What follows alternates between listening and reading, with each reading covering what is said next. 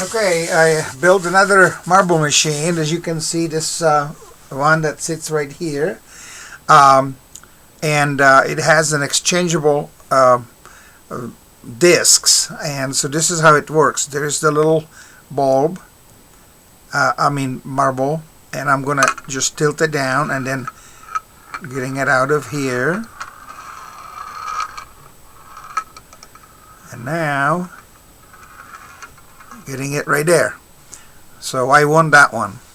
Unfortunately, let me go ahead and remove this disc and put in a much more difficult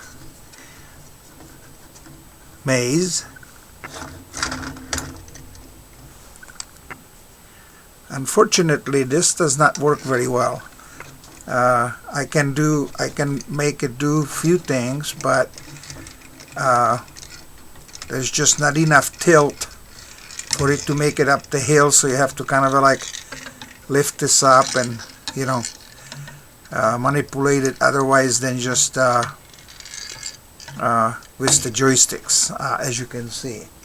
Okay, the person that made this has put on like 5 different of these different discs, and this one is the easiest, and then this one is probably one of the hardest, even though there are 2 other that are much harder than that one.